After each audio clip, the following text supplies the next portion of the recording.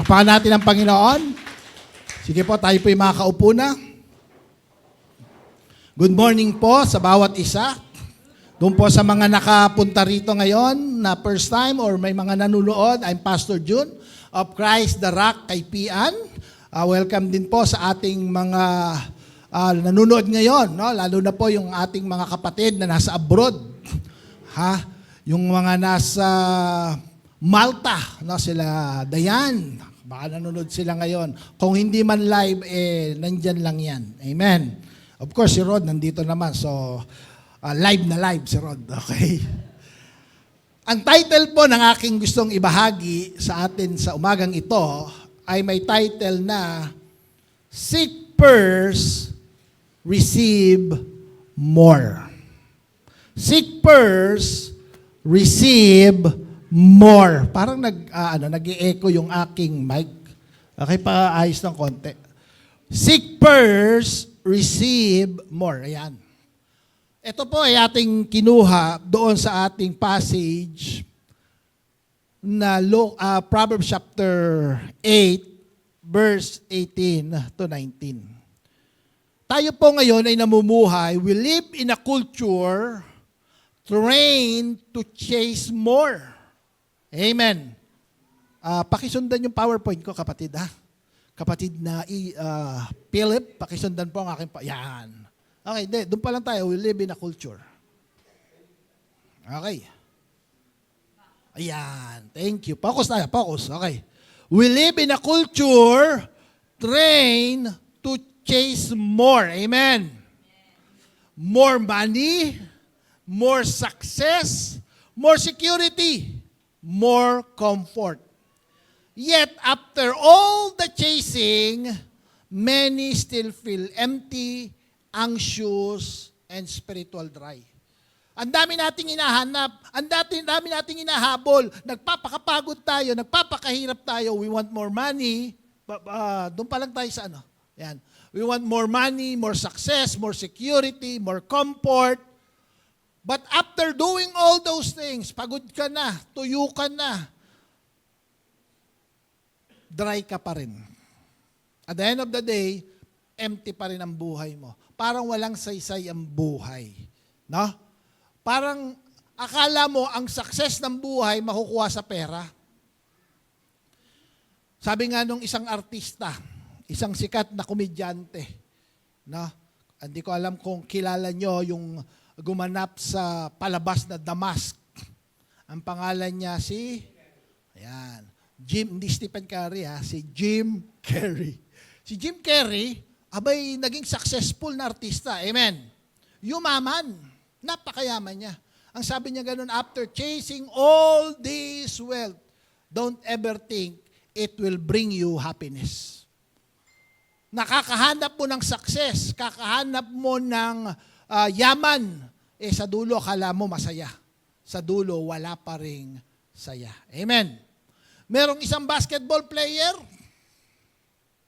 I just forgot yung pangalan niya. May isang basketball player na-drop sa NBA. Kung ikaw atleta, basketball player ka, ang pangarap mo makapasok sa big league. And I think kung ikaw ay basketball player, walang pinaka-big league kundi ang NBA. Amen. Bata ka pa lang, high school ka pa lang, kaya ginagalingan mo maglaro. Siya na-drop na siya sa NBA. After just one season, nagpastor ba? Nabasa mo rin yung kapatid, ano? Nagpastor. Nagtaka yung mga tao, bakit ka nagpastor? Kumikita ka ng $1 million. Dollar po ang sweldo sa NBA. Ang pagpapastor, magkano ba sweldo? Minsan abono. Sabi, bakit? Because sabi niya ganon, I don't see any significant in playing basketball. I only find significant in obeying the call of my master.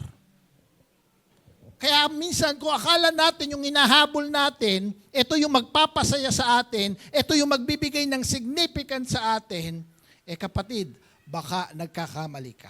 Balikan natin yung ating verse in Proverbs chapter 8, verse 17 to 18. Basahin po natin sa NIV version. Ang sabi ng Bible, sabi ni Lord, I love those who love me. And those who seek me, find me. With me are riches and honor, enduring wealth and prosperity. Yan po ang sabi ng salita ng Panginoon. Puntahan po natin yung King James Version. Kasi may gusto akong bigyan ng emphasis dito po sa King James Version na napakagandang translation. Sabi rito sa King James, I love them that love me. And those that seek me early shall find me. Riches and honor are with me, yea, durable riches and righteousness. Amen. Pwede bang yumuko tayo, manalangin sa umagang ito? Panginoon, salamat po sa inyong salita. Hayaan niyo ang inyong salita ay maging buhay, nalalago sa aming mga puso, magbabago ng aming isipan, magbibigay ng direction sa aming mga buhay. Dalangin ko, Panginoon, O Sovereign Holy Spirit, ngayon pa lang, ikaw ang mangusap sa iyong mga anak. Baguhin mo ang kanilang mga isipan upang mabago ang kanilang mga buhay. Let your word, Lord God, fulfill its purpose because I know it will not return to you void or empty. We give you glory, we give you honor, we give you praise. In the mighty name of our Lord and Savior Jesus Christ, this we pray. Amen and amen. Palamakan po natin ang Lord. Dito po sa ating pag-uusapan, may apat akong gustong bigyan ng emphasis dito po sa binasa natin sa Proverbs chapter 8, verse 17 to 18. Na napakahalaga para ang buhay natin ngayong year 2026 ay talagang maranasan natin ang unstoppable riches and honor. Amen. Ayan po ay nais natin. Bakit? Because God is looking for men and women that He want to use so that the Word of God will spread. Amen. Nais ng Diyos gumamit ng mga tao. Papadaanin niya ang kanyang pagpapala. Makikita natin sa kanyang salita upang ito ay maging daluyan upang lalong lumago ang kanyang gawain. Amen. Sininiwala, marami pa tayong dapat gawin para marami pa tayong maabot. Amen. Kaya lang, kung tayo po ay gagawa ng mga ministry this year po, kung naalala nyo po yung ating anniversary, nagkaroon tayo ng crusade doon po sa may basketball court, gagawin po natin uli yan this year. Kaya tayo po ay patuloy na manalangin kasi tuwing tayo po ay gagawa ng mga activities para sa Panginoon, gagastos po tayo. Amen. Ngayong taon po, magkakaroon tayo ng evangelistic youth camp.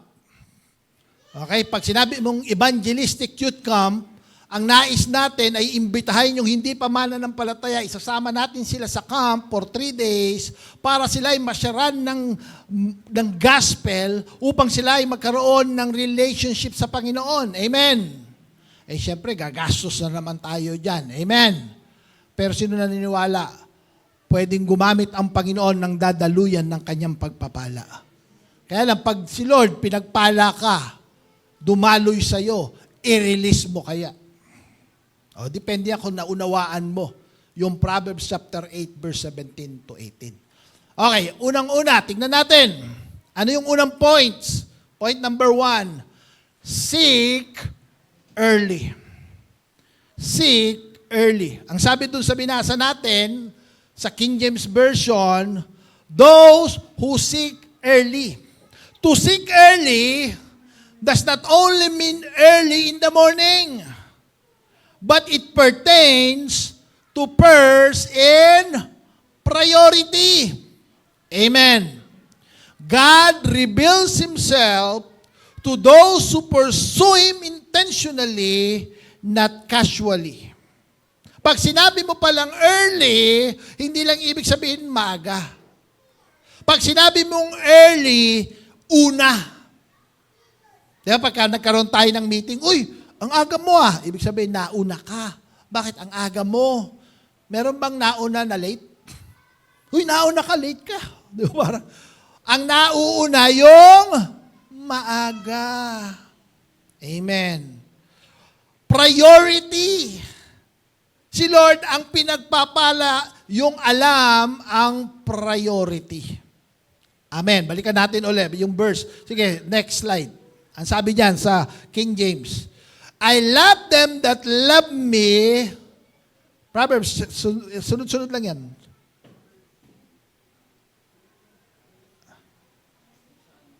Okay.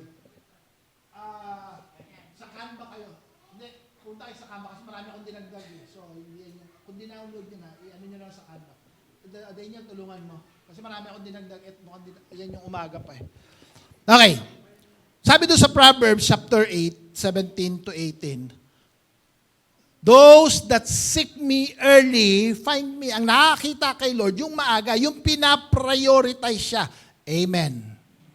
Sino rito priority mo si Lord? Malalaman mo yan. Alam nyo bang everyday, maraming kumukuha ng atensyon mo? Amen. Araw-araw. Lalo na paglinggo. Amen. Paglinggo, dami kumukuha ng atensyon mo. Kung kailan gusto mo mag-focus kay Lord, doon naman ang daming kumukuha ng atensyon mo. Ang daming istorbo. Sino rito sabi mo, magbabasa na ako ng Bible? Ang Bible mo nasa cellphone. Pagbukas mo sa cellphone, uy, grabe. Ay, grabe pala. Wala na, mamaya hindi ka na nagbabasa ng Bible na Facebook na binabasa mo. Bakit? Ang daming distraction. Amen. Pero sabi ng Bible, those that seek me early shall find me. Napakahalaga ng priority. Alamin natin ang priority. Sino rito alam mo ang priority mo? Ang sabi po ng Matthew chapter 6 verse 33. But seek first the kingdom and His righteousness. And all these things will be given to you as well. Take note of the word, seek first His kingdom. Sabi mo nga yung salitang first.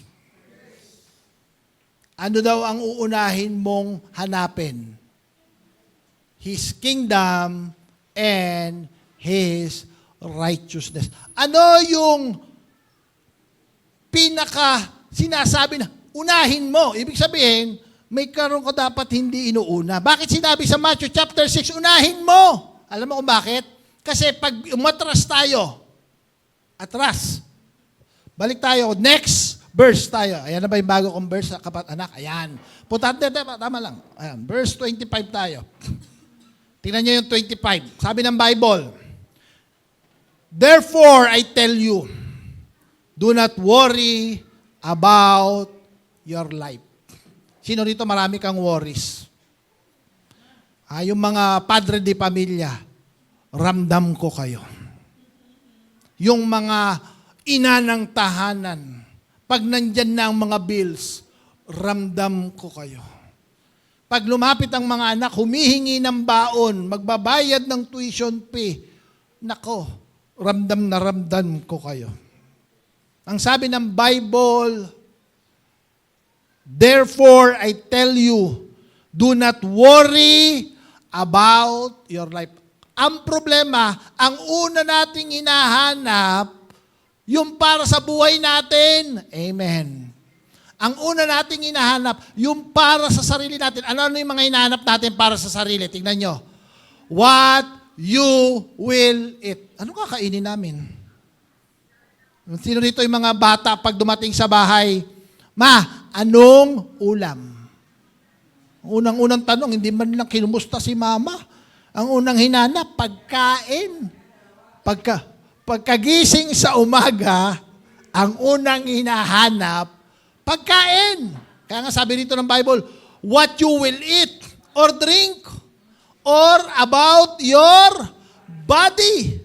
What you will wear. Anong isusuot mo? Sino rito ang hinahanap mo? Yung isusuot mo. Tingnan niyo ang sabi ng Bible, is not life more than food and the body more than clothes? Hindi, pupunta natin yung kultura ngayon ng mundo. Napansin nyo, ang bilis magpalit ng mga bagay-bagay. Yung cellphone ngayon, ilang buwan lang, luma na. Eh ako nga, sabi ko, last year, tama ba ako, last year lang o 2 years ago tayo bumili ng kotse? 2 years ago na. 2 years ago, bumili kami ng kotse. Sabi ko, ang ganda nitong Stargazer X. Nako, ito gusto ko. Bumili ako. Eh kagabi, nagbabrowse ako sa YouTube, biglang lumabas. Grabe, mas maganda yung bagong dating ngayon na Stargazer, ang macho. Sabi ko, kapapalit ko lang, parang gusto kong... Hindi, sabi ko. Kasi, ang bilis magpalit. Amen. Sa cellphone, ang bilis magpalit. Amen. Ang dami ngayon yung mga damit, yung uso ngayon, hindi na. Dati, uso yung maluluwag na pantalon. I remember nung kami po ay college, nako parang yung iba hindi na maalala. Nung kami po ay college, ang usong pantalon yung maluluwag. Yung pag naglalakad ka sa kalsada, parang winawalis mo yung kalsada. O yung baston ba tawag doon tayo? Di ba? Ha? Oo, yung parang may bell ka sa ilalim, no? Si Papa mo, mahilig ka ng mga pantalon ng araw. Ay. Di ba? Sino nakasuot nun? Ha? Yung ambel na tinatawag nila, di ba? Tapos meron din uso yung mga kolduroy. Ha? Abay, ngayon, nagulat ako, yung mga pantalon ngayon, yung mga bata, parang di na makalakad sa sobrang pit na pit ng maong. Ang tawag dyan is super skinny. Yan. Dati yung mga babae, abay, nahihiyang mag-short. Ngayon, ang mga short, hindi na short. Ano? Very, very short. Di ba? Abay, yung iba, nagsasando. Nung araw, pag nakasando, uy, labas ang ano, di ba? Sexy na ang tawag namin noon. Ngayon, hindi. Nakaano na. Di, spaghetti na yata tawag nila dyan eh. Sotanghon na yung ano, di ba? Parang wala nang damit. Eh, pabago-bago po ang mga style ng tao. Amen. Yung buhok, tignan nyo yung forma ng buhok. Di ba? Ang mga buhok ngayon, sabi ko nga sa anak ko, bakit nakatakip yung mata? Sabi ba, may bangs. Yung mga lalaki naman, abay, pahabaan, di ba? I remember nung kami nauso yung, hindi ko alam kung nagbuhok kayo nun. Ako nung araw nag-gel pa ako, tinutusok-tusok ko yung buhok kong gano'n, no? Yung tayo-tayo. Pag may nahulog na butik, bahala ka, patay ka, di ba? Eh ngayon, pahabaan na ng buhok. Di ba, nauso pa yung halos takip yung mukha. One length. Abay, iba-iba po eh. Mauso kaya yung kalbo lahat, pati babae. Eh, sabi ng Bible, huwag kang mag-worry. Sino dito nag-worry ka kung anong kakainin mo? Pagbukas mo ng rep, ang laki-laki ng rep mo, pagbukas mo, wow, ang daming laman, puro tubig. Nakakatakot. Amen. Kaya nga sabi ng Bible, huwag kang mag-worry. Kaya ang gagawin mo, naku, kailangan ko humanap ng pera. Maghanap ka ng pera. Bakit pambili ng pagkain para meron kaming susuot na bagong damit, meron kaming bahay na sisilungan. Eh, tanong, kailangan mo ba talaga yan? Yes. Kailangan ba ng tao ang pagkain? Amen. Pero basahin natin, sabi rito, therefore I tell you, do not worry about your life. Sino nagsasabi niyan? Si Lord. What you will eat or drink or about your body, what you will wear, it's not life more than food and the body more than clothes. Next. Verse 26. Look at the birds of the air. Tignan mo yung mga ibon. They do not sow or reap or store away in barns. And yet, your heavenly Father feeds them. Sino nagpapakain sa ibon? Si Lord. Kung gusto mong pakainin ang sarili mo, talagang magpapakahirap ka. Pero kung magtitiwala ka kay Lord, si Lord ang magpapakain sa iyo. Amen. Sabi rito, are you not much more valuable than they? Sinong mas mahalaga? Yung pipit o ikaw? Sinong mas mahalaga? Yung kalapati o ikaw? Eh, sabi ng Bible, mas mahalaga ka kay Lord. Amen. Can any one of you, by worrying, add a single hour to your life? Sino rito kaka-worry mo, nadadagdagan ng buhay mo? Wala. Yan po ang sinasabi ng Bible. Next verse. Next verse. And why do you worry about clothes? Bakit ka nagwo-worry sa isusuot mong damit? See how the flowers of the field grow. They do not labor or spin. Yet I tell you that not even Solomon in all his splendor was dressed like one of these. Abay, kagaganda ng mga bulaklak. Nakakita na ba kayo ng bulaklak? Mga rosas. Ano-anong kulay ng mga bulaklak? May dilaw, may puti, may pula, may violet. Abay, kaganda ng bulaklak. Sino raw ang nagdamit no? Nagpaganda ng mga bulaklak? Si Lord. Sino rito magpapaganda sa'yo? Ngayon, kung imo-modernize natin dito, hindi lang yung damit, pati yung balat. Maraming mga babae ngayon masyadong concerned sa balat. Amen. Ang mga Pilipino, ang natural na kulay, kayumanggi. Be proud of your color. Di ba?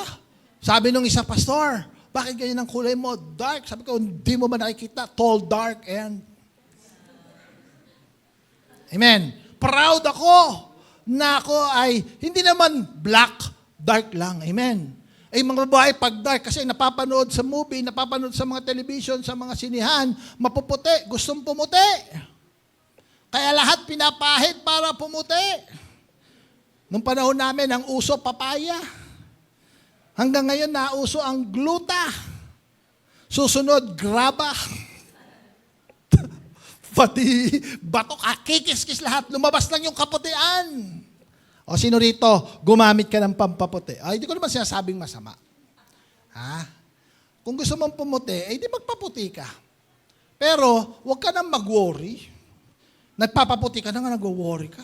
Kaya tuloy, dahil kung ano nung pinapahid mo sa balat mo, paglabas, ay araw! Takot na takot sa araw. May teacher kami dati nung araw, ganyan. Talagang lahat ng lilim, talagang ayaw magpa-araw. Sayang yung bayad sa pampaputi. Nagwa-worry sa kulay ng balat. Pupunta ka sa Boracay, ayaw mong magpa-araw. Kung ano nung ipapahid mo. Amen. Ako pag pumunta ako sa beach, talagang nagpapaitim ako.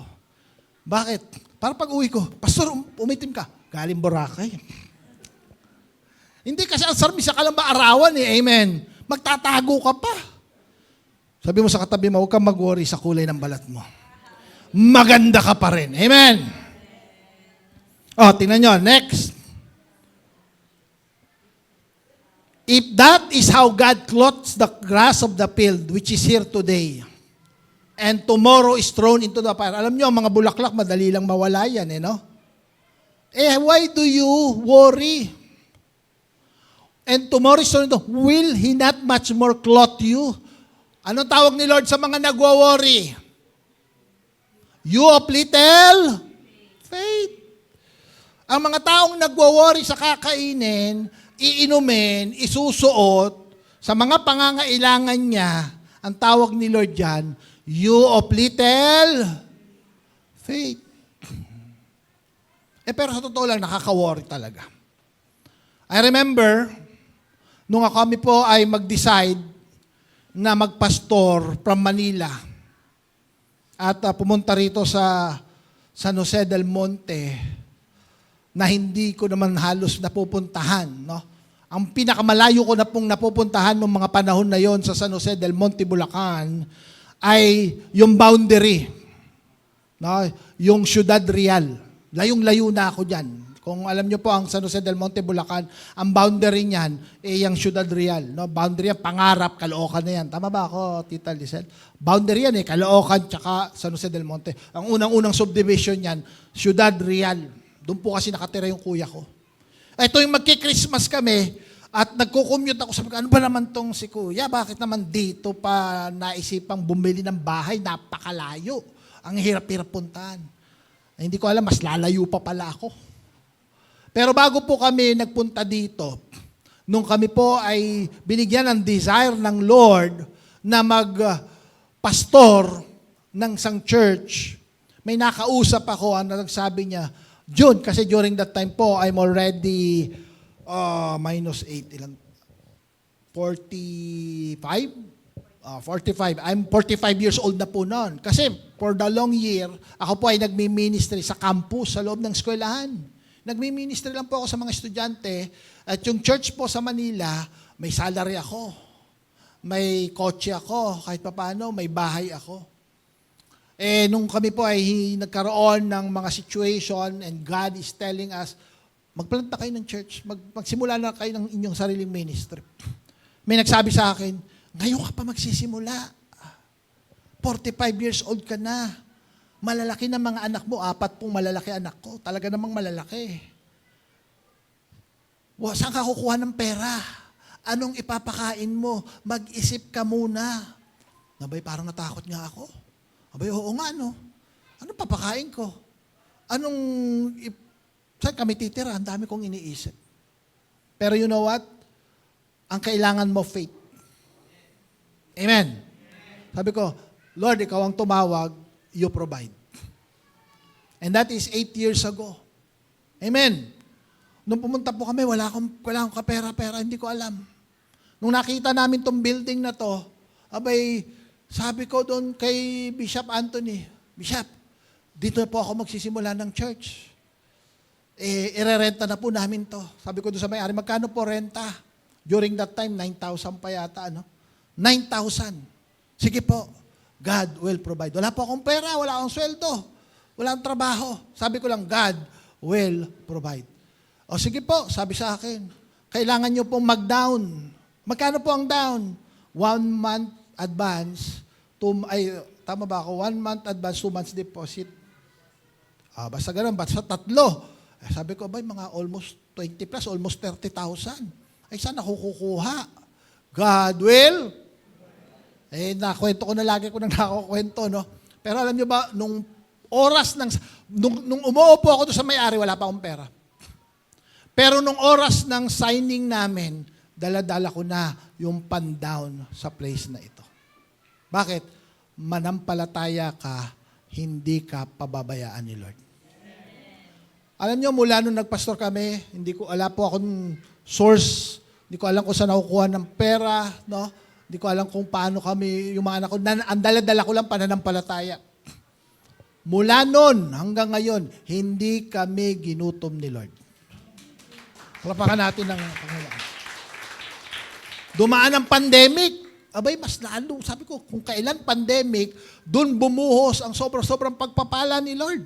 Yung iba, hirap na hirap ng pandemic, walang trabaho. Sabi ko, bakit ganun? Sa atin, nung pandemic, dun bumuhos yung mga pagpapala.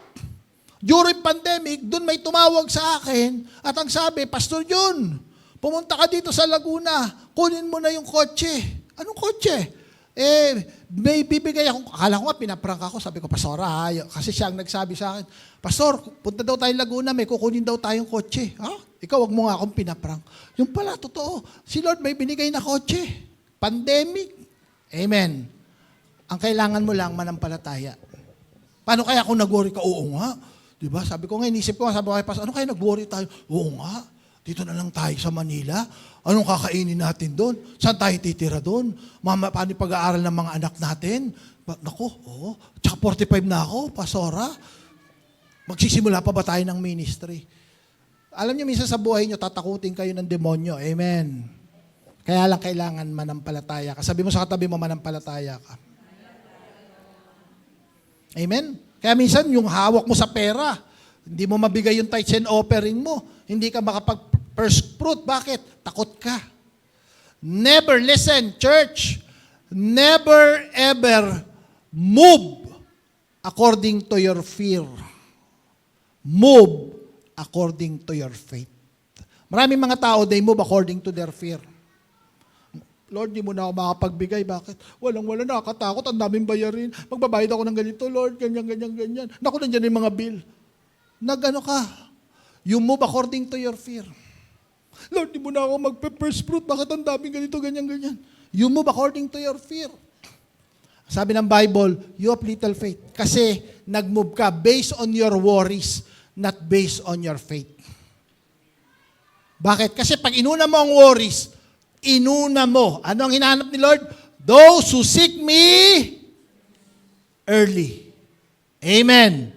Those who seek me early. Those who prioritize me. Kung ipa-prioritize mo si Lord, makikita mo ang pagkilos ni Lord. Amen. Next. Tingnan natin yung next verse. So ano sabi ng Bible? Do not worry, saying, what shall we eat? Or what shall we drink? Or what shall we wear? Sabi mo sa katabi mo, do not worry. Amen. At yan po ay nasa verse 31.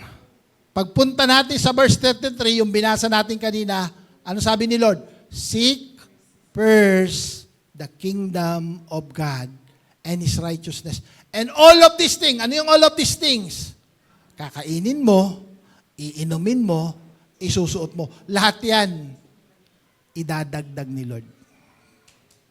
Amen. Ang kailangan mo lang gawin, hanapin mo muna yung dapat mong hanapin. Huwag mong hanapin yung pera. Hanapin mo yung source ng pera. Hindi Bangko Sentral yun, ha? Si Lord. Amen. Sinong source ng pera? Sinong source ng yaman?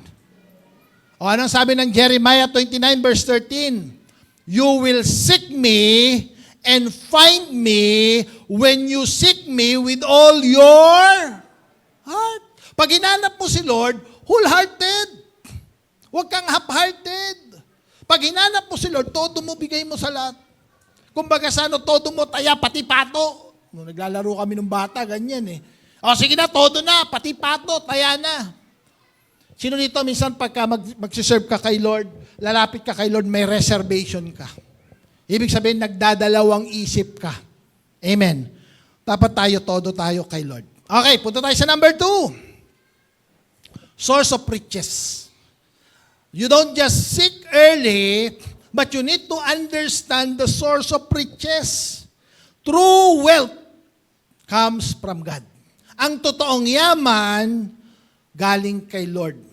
God declares that riches and honors are with Him, not with systems, not with strategies, not with status, but with Him. Isa po, may mga nakikita kami, nakakatuwa yung aming mga kaibigan, pinagpala ng Panginoon dahil sa ganito, dahil sa ganyan. Naku, try kaya natin. Pwede naman eh. Kaya lang, pag doon ka na nagtiwala sa sistema, paano kaya yaman, at magbiging busy ka sa ganito, mag-i-invest ka sa ganito, magbigay ka sa ganito. Naku. Dapat magtiwala ka muna kay Lord. Masama ba ang strategy? Masama bang magplano? Hindi.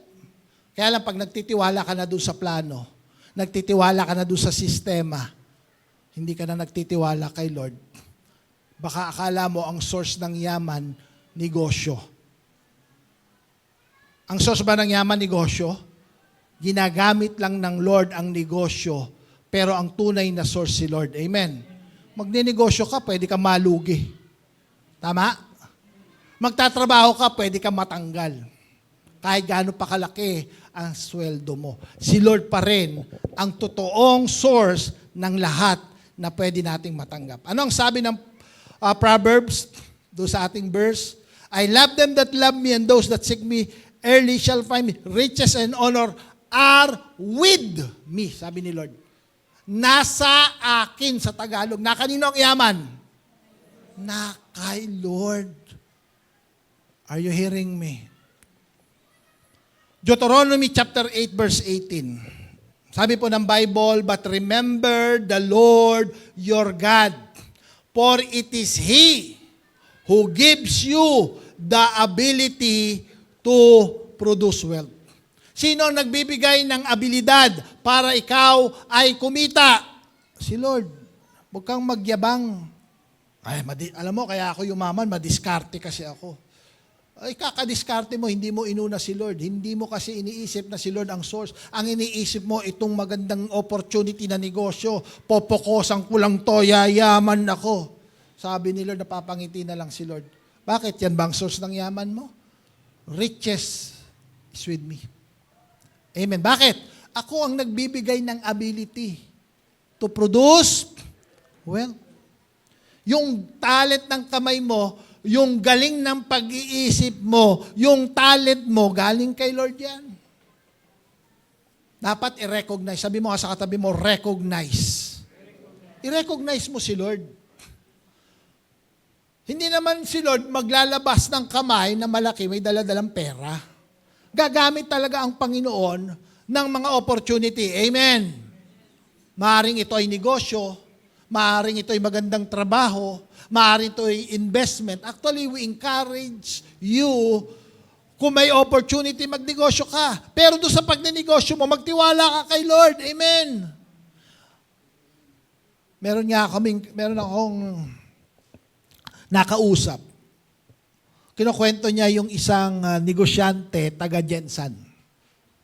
Etong negosyante na to sa Jensan, sa church, ito ay bilyonaryo.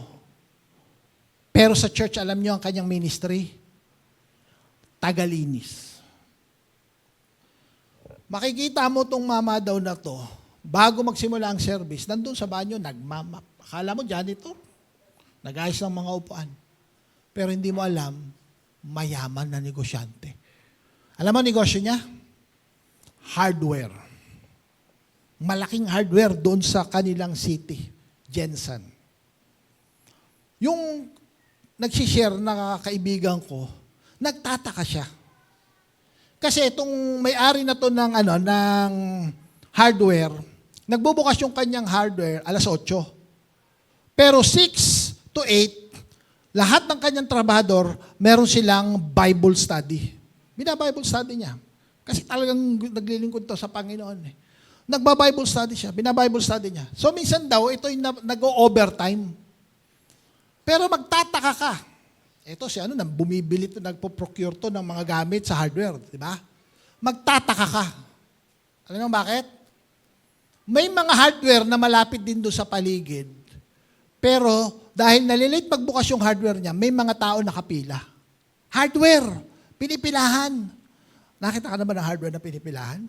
Ibig sabihin, mas mura. Bakit siya mas mura? May favor ni Lord. Pinipilahan yung hardware niya. Sa buong Jensen siya ang pinakilala. Alam niyo nangyari? One Sunday, nandun sila sa church kasi lahat ng trabahador niya nandun din sa church.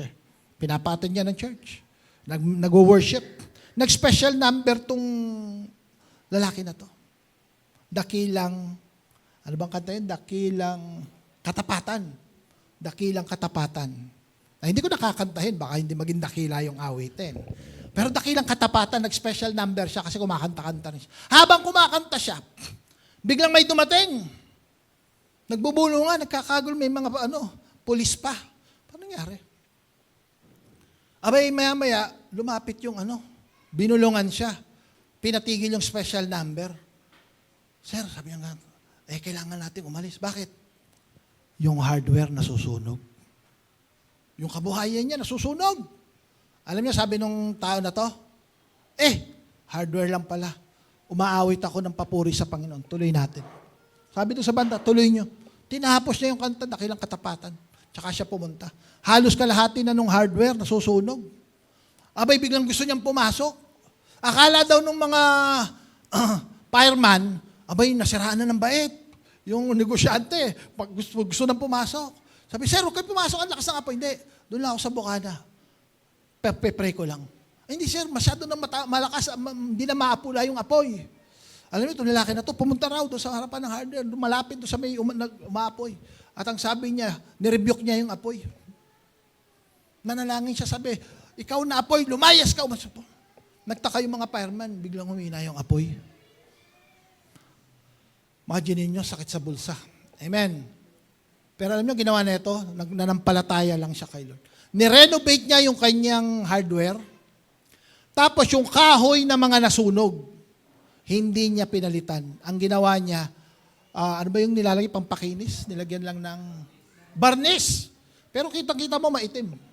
Sabi ng mga, sir, ba't niyo pa pinatanggal yan, pinaayos yan? Hindi. Yung sunog na yan ay simbolo ng katapatan ng Diyos. Grabe. Nasunugan ka na, tapat pa sila. Ang tawag doon, pananampalataya. Alam niya na lahat ng meron siya galing kanino? Kay Lord. Yung kakayanan niya na patakbuhin ng maayos yung negosyo niya, galing kay Lord. Kaya siya nagkaroon ng connection na nakakuha siya ng mura galing kay Lord. Pwedeng isipin nung isa, magaling kasi ako, alam mo, maganda kasi, may connection kasi ako. Ibig sabihin nun, hindi mo ina-acknowledge the source is God. Amen? Ngayong 2026, bibigyan ka ng pagkakataon ng Diyos, pagpapalain ka. Sabihin mo kayang, si Lord ang nagpala sa akin. At ang mga pagpapalang ito, ibabalik ko kay Lord. Bakit? Kasi nananampalataya ko, alam ko, galing ito kay Lord. Alam niyo, minsan pinagpala ka ng Lord, naging tapat ka. Nung pinagpala ka ng Panginoon dahil sa katapatan mo, doon ka pa hindi naging tapat. Naranasan mo na katapatan ng Lord, tumigil ka pang maging tapat. Baka kinabukasan, mawala yung mga biyayang ibinigay sa iyo ng Lord. Sabi mo sa katabi mo, ang Diyos ay tapat. Ano ang sabi ng James chapter 1 verse 17? Every good and perfect gift is from, galing saan? Lahat daw ng mabuti, all the good and perfect gift, galing sa taas yan. Coming down from the Father of the heavenly light, who does not change, life-shifting shadows. Yan siya sabi ko. Ang Diyos hindi nagbabago. Tayo ang dapat magbago. Amen. Sabi niya, no, God does not change, life-shifting shadow. So mga kapatid, ang source ng meron tayo ngayon si Lord. Mamaya tingnan ninyo. Malaki man yan o maliit, alam ni Lord ang kakayanan mo. Galing sa Kanya lahat yan. Tingnan natin mamaya, babalikan natin yan. Punta tayo sa pangatlo. Ang yaman na ibibigay ng Diyos, sustainability. Pag si Lord nagpala, pangmatagalan. Amen. God riches are enduring, not temporary. God calls His riches durable. Amen. Worldly wealth fades, fluctuates, and fails. God's blessings last because they are anchored in righteousness. Puntahan nga natin uli yung verse. Basahin natin. Ang sabi diyan, verse 18, riches and honor are with me. Durable riches and righteousness. Durable. Ano bang durable? Matibay. Amen. Nung ginagawa yung yung ating Sunday school, sabi nung gumagawa, Pastor, magpabili ka ng Hardiplex. Gamitin natin Hardiplex. Bakit? Ang Hardiplex mas durable. Kasi dito po sa San Jose del Monte, Bulacan, maanay. Hindi nyo ba napansin? Tama ba ako maanay dito? Sabi ng mga nakakausap ko, Pastor, huwag kang basta-basta gagamit ng kahoy dito sa San Jose del Monte kasi maanay dito. Gusto mo durable? Hardiplex. Hindi kaya ng anay. Ang yaman na ibibigay sa iyo ng Panginoon, hindi kayang anayin. Amen. Ang yaman na ibibigay sa iyo ng Panginoon, kahit anong bagyo dumaan, kahit anong sakuna, durable yan, parang hindi nauubos. Nung nagkaroon po ng taggutom at nagkaroon ng tagtuyo sa Israel nung panahon ni Prophet Ezekiel, ang sabi ng Diyos kay Ezekiel, pumunta ka sa Sarapat. At doon makita ka ng purwido. May purwido mahirap. At tumira doon si Ezekiel. At nung tumira siya, yung babae, meron siyang oil, meron siyang flour. As long as nandun yung man of God sa bahay ng widow na to, ang sabi ng Bible, yung flour at saka yung oil, hindi nauubos. Umabot ng 3 taon. Pero yung isang jar, alam niyo ba ang isang jar? Isang ganun lang, isang garapon ng langis at pew flour. Tuwing gigising ng umaga yung babae, uy, may laman na naman yung jar. Uy, may flour na naman, parang hindi nauubos. Sino rito gusto mo ang pagpapala ng Panginoon parang hindi nauubos? Kaya lang, galing sa Kanya yan. True wealth and true riches comes from the Lord. Amen. Anong sabi ng Luke chapter 12 verse 15? Then he said to them, watch out, be on your guard against all kinds of, mga kapatid, pag tayo pinagpala ng Panginoon, mag-iingat ka. Watch your motive. Amen. Ano ang gamot sa greediness? Ano ang gamot sa pagiging sakim? Ano ang gamot sa pagiging makasarili? Pagbibigay. Kaya pag naapektuhan na ang giving, ibig sabihin, tumataas ang kasakiman sa buhay. Bakit? Sa halip na bigay mo kay Lord, inisip mo sarili mo. Ay, naku, papasyal ako. Naku, pambili ko ng bagong cellphone to. Naku, lahat na ng pambili para sa sarili mo, iisipin mo. Ang tawag doon ng Bible, greediness. When you use the resources of God just for yourself, sabi ng Bible, watch out. Be on your guard against all kind of greed. Life does not consist in an abundance of possession. Now, tingnan nyo, take note. Anong pinagkaiba ng wealth at saka possession? Anong pinagkaiba ng binigyan ka ng wealth at ikaw ay may possession? Ang possession, inaangkin. Akin yan. Bakit? Possession ko yan. Sabi ng Bible, ang tao hindi nabubuhay sa abundance ng pag-aari niya. Ibig sabihin, lahat ng biyaya ng Diyos, huwag mong isipin pag-aari mo.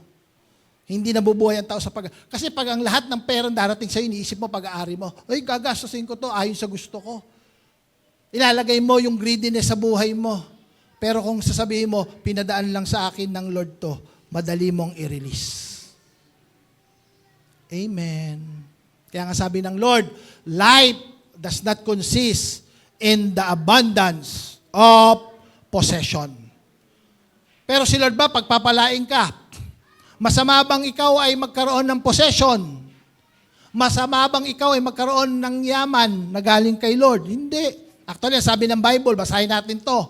1 Timothy chapter 6 verse 17. Command those who are rich in this present world not to be arrogant. Huwag yumabang. Kasi minsan pag nagkakapera, yumayabang na. Nor to put their hope in wealth, which is uncertain. Ang yaman, ang pera, uncertain yan, kapatid. But to put their hope in God. Tingnan nyo, ang sabi ng Bible, who richly provide us with everything for our enjoyment. Gusto rin ba ni Lord na i-enjoy mo ang pagpapala niya? Ayun, napakalinaw po sa Bible. Si Lord ay nagpo-provide also for our enjoyment. Amen. Kailangan lang i-align natin yung sarili natin. Yung iba kasi hindi naka-align. Ang laging iniisip, panggastos para sa sarili. I-align mo lang. Si Lord ang magpapala sa'yo, mai-enjoy mo yung mga pagpapala ng Diyos. Amen. Number 4, last. Stewardship. Blessing are given to honor God, not self. God's wisdom produces blessing with responsibility. Wealth, listen, is not proof of spirituality. Hindi dahil marami kang pera, spiritual ka. But stewardship reveals maturity. Ang taong mature, kaya niyang i-handle ang pagpapala ng Diyos. Amen. Kaya nga si Lord sabi niya, huwag mong ibigay doon sa hindi marunong mag-handle. Sabi ng Proverbs chapter 3 verse 9, honor the Lord with your wealth, with the first fruit of all your crops.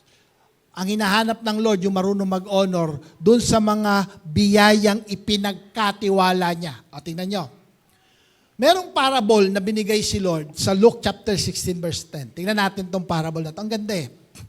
Ang sabi dito, whoever can be trusted with very little can also be trusted with, kung sino raw mapagkakatiwalaan sa maliit, mapagkakatiwalaan sa malaki. Kaya si Lord, nagbigay siya ng parable. Ito, puntahan natin yung, sa Matthew chapter 25. Tingnan nyo, take a look at this verse, basahin nyo. Again, it will be like a man going on a journey. Ang pagpapala daw ng Diyos ay parang isang lalaki na pupunta sa isang journey who called his servant, and listen, tignan niyo, nilagyan ko ng pula, and entrusted his wealth to them. Kaninong kayamanan yon? Sa master. Amen. Yung mga servant, pinagkatiwalaan lang niya ng yaman. Kanino yung kayamanan? Sa master. Kanino pinagkatiwala? Doon sa kanyang mga servant. Verse 15. To one, balik tayo. To one, he gave 5 bags. Uy, 5, binigay 5 bags of gold. To another, 2 bags. Ba't hindi pare-pareho? And to another, 1 bag. Bakit magkakaiba? Kasi sabi ng Bible, each according to his ability. Sino nakakaalam ng ability? Yung master. Sabi ng master, ikaw, nakita ko, ito medyo magaling to, marunong. Kasi bibigyan kita ng 5 bags. Kasi sabi niya siguro, nakita ko mapagkakatiwalaan to sa maliit. Mas mapagkatiwalaan sa mas malaki. Sige, 5 sa'yo. Ito medyo okay naman to. Kaya minsan sumasablay-sablay pa ng konti, pero okay ka rin naman. Sige, 2. Ito medyo duda ako dito eh. 1 lang sa'yo. Bakit? Pinagkatiwalaan niya according to their ability. Ganon din si Lord sa atin. May mga pinagkakatiwala sa atin according sa kakayanan natin. Ano ang kakayanan na yun? Tingnan natin ha. Punta natin. The man who had received 5 bags, anong ginawa niya? Of gold, went at once and put his money to work and gained 5 bags more. So also the one with 2 bags of gold gained 2 more. But the man who had received 1 bag went off, dug a hole in the ground, and hid his master's money. Yung 2, ginamit. Amen. Yung isa, tinago. Baka mawala. Takot mawala. Anong sabi ng verse 21? Nung bumalik yung master at kinumusta yung mga ari-arian or gold, napansin niya, yung isa nag-multiply. Yung isa nag-multiply. Yung isa nag-remain na isa. Anong sabi ng master? His master replied dun sa 2, well done, good and faithful servant. You have been faithful with a few things. I will put you in charge of many things. Come and share your master's happiness. Anong ibig sabihin? Si Lord, ang tinatawag niyang good and faithful servant, hindi yung may ginawang masama. Ang tanong, may ginawa bang masama yung isa? Yung binigyan niya ng isa. Hindi naman nawala yung binigay. Amen. May ginawa ba siyang masama? Wala. May ginawa rin ba siyang mabuti? Wala din. So hindi porket wala kang, pastor, wala naman akong ginagawang masama. Yun na nga ang hinahanap ng Lord, hindi yung walang ginawang masama. Ang hinahanap ng Lord, yung mapagkakatiwalaan niya na gagamitin yung ipinagkatiwala niya. Kaya this year, mga kapatid, kung gusto mo maranasan unstoppable riches and honor na nagmumula sa Lord, are you a good and faithful servant? Minsan pag dumaan na, Lord, ang dami ng pagpapala, nakakalimot na tayo, na kaya tayo nakaranas ng pagpapala, tayo'y naging tapat. Ang katapatan, hindi one time, big time. Ang katapatan, tuloy, tuloy, tuloy. Sabi ng Lord, ang laki pa sana ng plano ko sa'yo, kaya lang tumigil ka. Naging tapat ka na. Natapatan ka ng iba. Nawala na. Hanggang dyan na lang pagpapala mo. Bakit? Kung sino mapagkakatiwalaan sa maliit, pagkakatiwalaan sa malaki. Siguro yung may 5 bag na binigyan si Lord, sabi, ito nakita ko, binigyan ko na to dati ng 2 na-multiply niya. O ngayon 5 naman bibigay ko sa'yo. At nung nakita niya mapagkakatiwalaan sa 5, sabi, ang tindi. Napagkatiwalaan ka pa sa 5, nadagdagan pa. Sabi niya gano'n, yung isa na tinago, kunin niyo rin, ibigay niyo sa kanya. May bonus si Lord. dun sa mga tapat na willing magpagamit at maging steward ng kanyang mga ari-arian. Amen. Tandaan mo, ang inaalagaan mo hindi sa'yo. Kanino yan? Kay Lord. Pag hindi mo ginamit ayon sa nais ng Diyos, hindi ka mapagkakatiwalaan. Ang makakaranas ng unstoppable riches and honor are those who are good and faithful servant of God. Kapatid, maraming nais ibigay ang Panginoon. God never told us to chase blessing. Wala po sa Bible na ang sabi ng Bible, hanapin niyo ang yaman. Di ba? Hindi po tayo nagtuturo ng prosperity gospel na hanapin mo, magpakayaman ka, magbigay ka, yayaman ka. No. Ang hinahabol natin si Lord. Amen. Kasi pag hinahabol mo si Lord, ang pagpapala kasama ni Lord. Amen. Ulitin ko. Sinong hinahanap mo? Hanapin mo si Lord. Huwag mo hanapin yung yaman.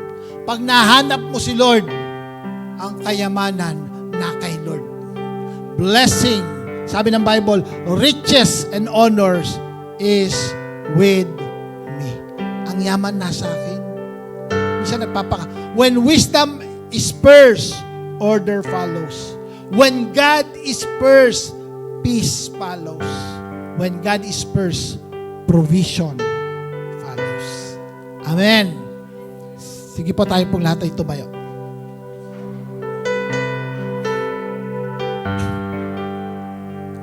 Pwede bang taas natin ang ating mga kamay ngayong umagang ito? Ang Diyos ay nais, naghahanap ng mga taong nais niyang magamit. Maraming nais gawin ng Panginoon. May mga plano ang Diyos. At naghahanap siya ng kanyang pagdadaluyan ng mga pagpapala upang magamit ang kayamanan na ito sa ikalalaganap ng kanyang kaharian dito sa lupa.